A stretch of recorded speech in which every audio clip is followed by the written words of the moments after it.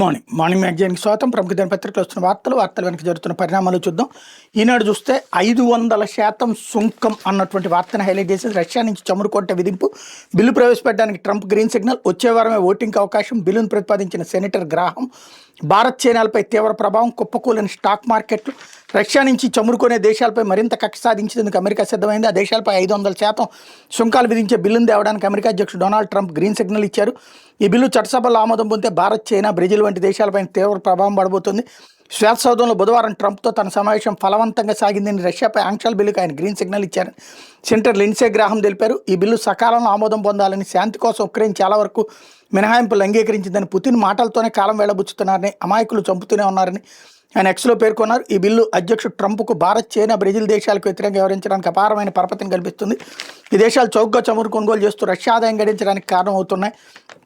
ఆ దేశం ఉక్రెయిన్లో రక్తపాతం సృష్టిస్తోందని గ్రాహం అభిప్రాయపడ్డారన్నటువంటి వార్తని హైలైట్ చేశారు. అయితే ఆధ్యాత్మిక విధ్వంసానికి జగన్ కుట్ర, తిరుమలలో ఖాళీ మద్యం సీసాల వ్యవహారమే నిదర్శనం. వైకాపా వాళ్లే తప్పులు చేసి ప్రభుత్వంపై నెడుతున్నారు, వాళ్ళ టీవీ ఛానల్లో నానాయాగి చేస్తున్నారు. మంత్రివర్గ సమావేశంలో ముఖ్యమంత్రి చంద్రబాబు వ్యాఖ్యలు, ఆధ్యాత్మిక వాతావరణాన్ని విధ్వంసం చేసే వ్యక్తి జగన్ అని ముఖ్యమంత్రి చంద్రబాబు దుయ్యబట్టారు. కూటమి ప్రభుత్వానికి చెడ్డ పేరు తెచ్చేందుకు వైకాపా కుట్రలు పన్నుతుందని ఆ పార్టీ నాయకులు తప్పులు చేసి వాటిని ప్రభుత్వానికి ఆపాదించేందుకు ప్రయత్నిస్తున్నారని చంద్రబాబు మండిపడ్డారు. తిరుమలలో ఖాళీ మద్యం సీసాల నిర్వాహకమే దీనికి తాజా నిదర్శనం అన్నారు. ఆ పార్టీ నాయకులే ఖాళీ మద్యం సీసాలు పట్టుకొచ్చి తిరుమలలో పడేశారని, దాన్ని ప్రభుత్వ వైఫల్యంగా చిత్రీకరించే జగన్ ఛానల్లో నానాయాగి చేశారని ధ్వజమెత్తారు. ఆ మద్యం సీసాలపై ఉన్న హోలోగ్రాముల ఆధారంగా దర్యాప్తు చేస్తే వాటిని ఎక్కడ కొన్నారు, ఎవరు పట్టుకొచ్చి తిరుమలలో వేశారని తేలిందని తెలిపారు. గురువారం మంత్రివర్గ సమావేశంలో చంద్రబాబు మాట్లాడుతూ వైకాపా తీరును దుయ్యబట్టారన్నటువంటి వార్తను హైలైట్ చేశారు. ఇక్కడ చాలా తెలివిగా హిందుత్వ వ్యతిరేకిగా జగన్ని చిత్రీకరించేందుకోసం ఒక ఎత్తుగడ కంటిన్యూ చేస్తూ ఉన్నారు. వెంకటేశ్వర స్వామిని అందుకు వాడుకుంటున్నారు. ఇప్పుడు కొండ మీదకి ఈ బాట్ వెళ్ళిందంటే కింద సెక్యూరిటీ చెక్ ఏమైనట్టు? నెంబర్ 1. నెంబర్ 2, ఏది ఎవరో వైసీపీ వాళ్ళు తీసుకెళ్తే అప్పుడు ఏమైనట్టు? రెండవది, అదే ఈయన చెప్పింది నిజమై ఉంటే మరి కనీసం రిమాండ్కి కూడా పంపించలేదు కోర్టు. ఎందుకు వద్దంది? సరైన ప్రాథమిక ఆధారాలు లేవనినే కదా. కేవలం ఒక ఊహాజనితంగా వీళ్ళు వచ్చారు, వీళ్ళు మాట్లాడుకున్నారు కాబట్టి వీళ్ళు ఇప్పుడు కనుక లిక్కర్ కేసులు ఎట్లయితే జనార్దన్ రావుకి జోగి రమేష్కి పరిచయం ఉంది కాబట్టి అతను డబ్బులు ఇచ్చాడంట, ఇతను తీసేసుకున్నాడంట, ఇట్లాగ ఒక కల్పిత కథలు ఎలా కల్పిస్తారో అట్లాంటిది చాలా స్ట్రాటజిక్గా పత్రికలో అది నిజమేనని నమ్మించేటట్టు రాసుకురావడం అన్నది అలవాటైపోయింది. కాకపోతే ఆడపడుచులకు అండగా ఉంటా అంటూ పొదుపు సంఘాలకు ఆన్లైన్లో రుణాలు, సరస్ మేళాలో సీఎం చంద్రబాబు అన్నటువంటి స్టేట్మెంట్ హైలైట్ చేశారు. ఇకపోతే ఈడీ వర్సెస్ దీదీ అన్నటువంటి వార్తని హైలైట్ చేశారు. కోల్కతాలో ఐపాక్ కార్యాలయంలో ఈడీ సోదాలపై బగ్గుమన్న బెంగాల్ సీఎం, బొగ్గు కుంభకోణంపై దర్యాప్తులో భాగంగానే తనిఖీలన్న ఈడీ, ఆ పేరుతో తృణమూల సమాచారం పత్రాలను స్వాధీనం చేసుకున్నాను మమత మండిపాటు అన్నటువంటి వార్తని హైలైట్ చేశారు. కాకపోతే సతీష్ కుమార్ అసహజ మరణం కేసుని మేమే పర్యవేక్షిస్తాం, ఛార్జ్షీట్ వేసే వరకు చూస్తామన్నటువంటి హైకోర్టు అన్నటువంటి వార్తని ఇక్కడ ప్రధానంగా హైలైట్ చేశారు. అందులో కీలకమైనటువంటి పరిణామాల్ని ఇందులో మెన్షన్ చేసుకుంటూ వచ్చారు. ఏదైతే తిరుమల శ్రీవారి పరకామణిలో కానుకలకు చోరీకి సంబంధించినటువంటి సంఘటనల మీద సీరియస్గా స్పందించారు అన్నటువంటి విషయం ఇక్కడ ప్రధానమైనటువంటిది.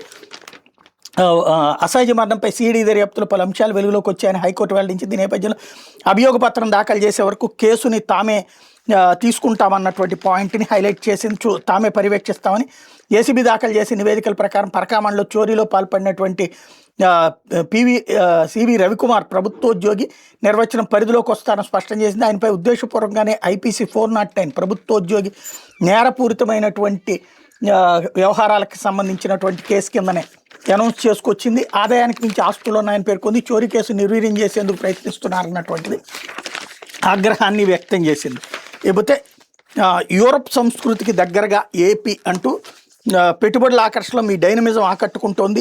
ఆవకాయ అమరావతి సభలో యూ రాయబారి హెర్వే డెల్ఫిన్, భారత్లో కొత్త రాజధాని అమరావతితో ప్రభావవంతమైన ప్రాంత వ్యవసాయ నైపుణ్యం, ఆర్థిక వృద్ధిలో పెట్టుబడుల్లో ఏపీ అగ్రగామి రాష్ట్రంగా ఉంది. విదేశీ పెట్టుబడులు పెద్ద ఎత్తున ఆకర్షిస్తోంది. డైనమిజం యూరోపియన్ యూనియన్ విశేషంగా ఆకట్టుకుంటోందని యూ రాయబారి హెర్వే డెల్ఫిన్ అన్నారు. ఇవాళ గురువారం ప్రారంభమైన ఆవకాయ అమరావతి ఉత్సవాల ప్రారంభ కార్యక్రమంలో హెర్వే డెల్ఫిన్ విశిష్ట అతిథిగా పాల్గొని ప్రసంగించారన్నట్టు వార్త హైలైట్ చేశారు. లేకపోతే సాక్షి వచ్చేటప్పటికి సంజీవని తాకట్టు అన్నటువంటి వార్తను ప్రధానంగా హైలైట్ చేసింది. రాయలసీమ, నెల్లూరు జిల్లాలకు రాయలసీమ ఎత్తిపోతల ఇన్సూరెన్స్ లాంటిది. ఇలాంటి పథకాన్ని చంద్రబాబు తన స్వార్థ ప్రయోజనాల కోసం తాకట్టు పెట్టారు. చంద్రబాబు చెప్పేవన్నీ అబద్ధాలు, చేసేవన్నీ దొంగ పనులంటూ నిప్పులు జరిగిన వైఎస్ జగన్ గుక్కెడు నీళ్ల కోసం అల్లాడుతున్న ప్రజల గొంతు తడపాలన్నదే మా తపన తాపత్రయం. సీఎం చంద్రబాబుతో ఏకాంతంగా సమావేశం ఈ పథకాన్ని ఆపేయించానని తెలంగాణ సీఎం రేవంత్ రెడ్డి వ్యాఖ్యలు బాబు ఖండిస్తారని, రాష్ట్ర ప్రజలను ఫలంగా పెట్టరని అందరూ ఆశించారు. కానీ బరి తెగించి రాయలసీమ ఎత్తిపోతలు అవసరమే లేదన్నారు. జలవనరుల మంత్రితో ఆ మాట చెప్పించారు. తద్వారా తెలంగాణ సీఎం రేవంత్ రెడ్డి చంద్రబాబు రహస్య ఒప్పందానికి అధికారికంగా ఆమోద ముద్ర వేసినట్టే. స్వలాభం కోసం ప్రజలకు ఎంతటి ద్రోహం మోసమైనా చేయడానికి బాబు వెనకాడని మరోసారి రుజువైంది. తన స్వార్థం కోసం పిల్లనిచ్చిన మామ ఎన్టీఆర్కు వెన్నుపోటు పొడిచినట్టు జన్మనిచ్చిన సీమకు వెన్నుపోటు. ఇప్పటికైనా రాయలసీమ ఎత్తిపోతల పనులు ప్రారంభించాలి, లేదంటే ఉద్యమిస్తాం. మేము అధికారంలోకి రాగానే వాయువేగంతో పూర్తి చేస్తామని స్పష్టీకరణ. శ్రీశైలం ప్రాజెక్టు గరిష్ట నీటి మట్టం 885 అడుగులు. పోతిరెడ్డిపాడు నుంచి పూర్తి స్థాయిలో నీటిని తరలించాలంటే 881 అడుగులు ఉండాలి. తెలంగాణ 777, 825 అడుగులు మధ్య రోజుకి 8 టీఎంసీలు నీళ్ళు వాడుకుంటుంటే మనం కేవలం 0.6 టీఎంసీలు మాత్రమే తీసుకుంటున్నాం. ఇలాగైతే నీటి మట్టం ఎప్పుడు 881 అడుగులకు చేరుతుంది? ఎప్పుడు శ్రీశైలం నిండుతుంది? శ్రీశైలంలో 881 అడుగుల స్థాయిలో నీళ్లు ఎన్ని రోజులు ఉంటాయి? ఎప్పుడు పోతిరెడ్డిపాడు హెడ్ రెగ్యులేటర్ కింద ఉన్న రిజర్వాయర్లకు నీళ్లు వస్తాయి? రాయలసీమ, నెల్లూరు ప్రాంతాల పరిస్థితి ఏంటి? చిత్తూరు జిల్లాలోనే పుట్టిన చంద్రబాబు ఏ రోజైనా ఈ ఆలోచన చేశారా అన్నటువంటిది హైలైట్ చేశారు. లేకపోతే మాది సంక్షేమ క్యాలెండరు, బాబుది అప్పుల క్యాలెండర్. చంద్రబాబు సర్కార్పై వైఎస్ జగన్ మండిపాటు. మేము 5 ఏళ్లలో చేసిన అప్పుల్లో 90.8% 2 ఏళ్లు తిరగకుండానే అప్పు చేసిన చంద్రబాబు సర్కార్ 3.02 లక్షల కోట్లు అప్పు చేసిన ప్రజలకు చేసిన మంచి ఏమీ లేదు. ఎక్కడ చూసినా పేకాట క్లబ్బులు, ప్రతి ఊళ్ళో రేషన్ మాఫియా, ప్రతి పనికి లంచం అన్నటువంటిది హైలైట్ చేశారు. లేకపోతే భూదోపిడి, క్రెడిట్ చోరీ అంటూ భోగాపురాన్ని తన ఖాతాలో వేసుకునేందుకు కళ్ళార్పకుండా బాబు అబద్ధాలు. గతంలో కేంద్రంలో భాగస్వామిగా ఉండి కూడా అనుమతులు తేవడంలో చంద్రబాబు విఫలం. వైఎస్ఆర్సీపీ అధికారంలోకి వచ్చాక అన్ని అనుమతులతో ప్రాజెక్టు ముందుకు 2026లో విమానం ఇక్కడి నుంచి టేకాఫ్ అవుతుందని చెప్తే అదే జరుగుతోంది అన్నటువంటిది హైలైట్ చేశారు. లేకపోతే మద్యం సిండికేట్ దోపిడీకి పచ్చ జెండా అంటూ 2014-19 మధ్య ఖజానా గండి కొట్టినట్టుగానే మళ్ళీ అదే స్కెచ్. అప్పట్లో బార్లపై ప్రివిలేజ్ ఫీజు రద్దు, ఇప్పుడు ARET తొలగింపు. తద్వారా సిండికేట్కి ఏటా 500 కోట్లు అదనపు లాభం. ధరలకు రెక్కలు, మద్యం ప్రియులపై ఏటా 3000 కోట్ల బాదుడు అన్నటువంటి వార్తని ఇక్కడ ప్రధానంగా హైలైట్ చేశారు. రాష్ట్రంలోని బార్లు, మద్యం షాపులకు ఇప్పటికే తమ తాబేదారులకు ఇష్టారాజ్యం కేటాయించుకున్న చంద్రబాబు ప్రభుత్వం దానికి కొనసాగింపుగా మరో అంశానికి తెరతీసింది. వాళ్ళని మరింత లబ్ధి చేకూర్చేలా అడ్డగోలు నిర్ణయాలకు శ్రీకారం చుట్టింది. 2014-19 మధ్య మద్యం దుకాణాలు, బార్లపై ప్రివిలేజ్ ఫీజును యథేచ్ఛగా రద్దు చేసి ఖజానా గండిను కొట్టినట్టుగానే ఇప్పుడు బార్లపై అదనపు రిటైల్ ఎక్సైజ్ పన్నుని చంద్రబాబు సర్కార్ తాజాగా తొలగిస్తూ వాళ్ళకి బంపర్ ఆఫర్ ఇస్తూ నాటి మద్యం కొమ్ముకోవడానికి అవలంబించిన విధానాన్ని తిరిగి లిఖిస్తోంది. అలాగే టీడీపీ మద్యం సిండికేటు దోపిడీ కొమ్ముగాయడమే లక్ష్యంగా మద్యం ప్రియులకు షాక్ ఇస్తూ వాటి ధరలను బాటిల్పై 10 రూపాయలు చొప్పున పెంచింది. ఇలా మద్యం సిండికేట్కి ఏటా 500 కోట్ల వరకు అడ్డగోలుకు ప్రయోజనం కలిగిస్తూ మరోవైపు ధరల దరువుతో మద్యం ప్రియులపై ఏటా 3000 కోట్ల మోత మోగిస్తోంది. మంత్రిమండలి సమావేశం వేదికగా చంద్రబాబు ప్రభుత్వం తాజా మద్యం కొమ్ముకోవడం కథా కమామిషి ఇది అన్నటువంటి వార్తని ప్రధానంగా హైలైట్ చేసుకొచ్చారు.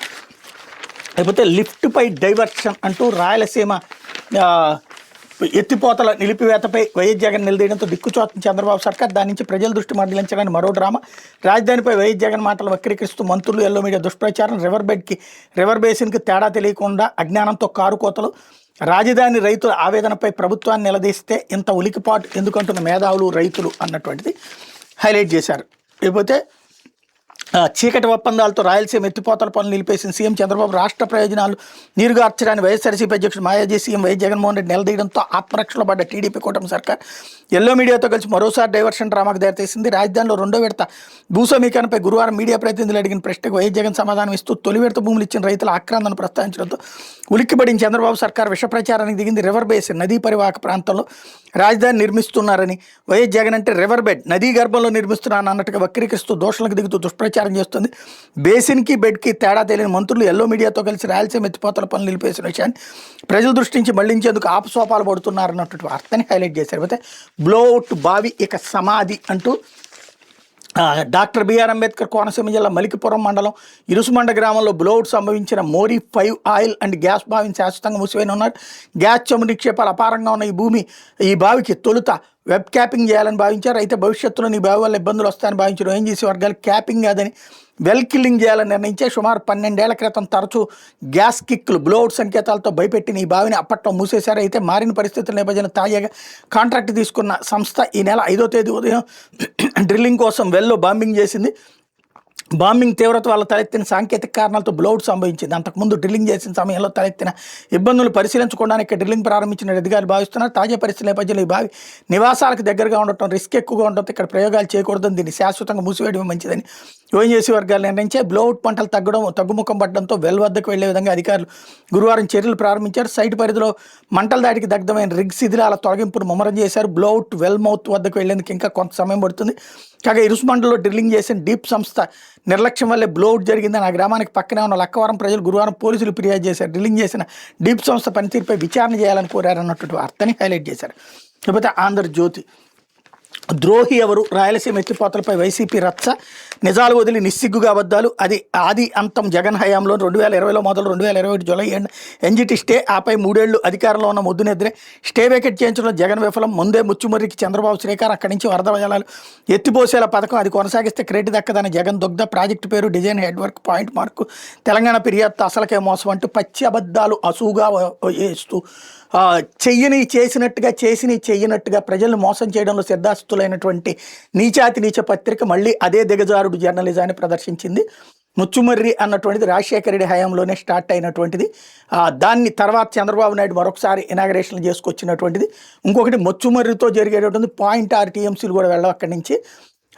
దానికి ఇంకోటి రాయలసీమ ఎత్తిపోతల వలన చాలా పెద్ద నష్టం తెలంగాణకు అని చెప్పి స్వయంగా రేవంత్ రెడ్డి చెప్తూ దాని గురించి అక్కడ రచ్చ జరిగి నేను చంద్రబాబుతో మాట్లాడి ఆపిచ్చానంటే అబ్బెబ్బే లేదు అంతకుముందే ఆపిందని ఇదే జ్యోతి ఇంతకుముందు రాసింది. ఎన్జీటీ చెప్పినా ఆపట్లేదు. చివరికి ఎన్జీటీ ఏది అరెస్ట్ వారెంట్ జారీ చేసింది అప్పుడు ఉన్నటువంటి చీఫ్ సెక్రటరీకి. అవన్నీ ఇదివరకు వీళ్ళే కదా హెడ్డింకులు పెట్టింది. బట్ ఆనాటి హెడ్డింకులు ఇప్పుడు ప్రజలకు గుర్తుండవు కాబట్టి ఈనాటి హెడ్డింకులతో ఈనాటి ప్రజల్ని మోసం చేయడం. ఆనాడు అప్పుడు మోసం చేస్తారు, అది తప్పని ఇప్పుడు తప్పని చెప్పేటటువంటి ప్రయత్నం చేసుకొచ్చే నీచ పత్రిక జర్నలిజం మరొకసారి స్పష్టంగా కనిపించింది. లేకపోతే మళ్ళీ అదే విషయం అంటూ అమరావతిపై జగన్ కొత్త కుట్రలు, లేని రివర్ బేసిన్ సృష్టించిన వైసీపీ నేత, నదికి 6 కిలోమీటర్ల దూరంలో కోర్ క్యాపిటల్ ప్రభుత్వ ప్రధాన భవనాలను అక్కడే కరకట్టకు 100 మీటర్ల వరకు రివర్ బేసిన్ అయినా కొత్త వాదన మొదలుపెట్టిన జగన్ అన్నటువంటి వార్తని హైలైట్ చేశారు. కరెక్టే, ఇప్పుడు రివర్ బేసిన్ రివర్ బెడ్డ అనేది పక్కన పెడదాం, ముందు అక్కడికి వరద నీళ్ళని ఎత్తిపోయడానికి ఎందుకు లిఫ్టులు పెట్టారు? ఏ నీళ్లు? వాగునీళ్లు వరదలో వస్తున్నాయి కదా అక్కడికి, ఆ నీళ్లు ఎత్తిపోయడానికి. అంటే జీవితకాలం అక్కడ రాజధాని ఉన్నంత వరకు వరద వస్తూనే ఉంటుంది. ఎందుకంటే కొండవీటి వాగు, పాలవాగు వీటిని ఎవడో డైవర్ట్ చేయలేడు కదా. అవి వస్తూనే ఉంటాయి, వచ్చిన నీళ్ళు పారబోస్తూనే ఉంటారు. దానికోసం లిఫ్టులు పెడతానే ఉంటారు.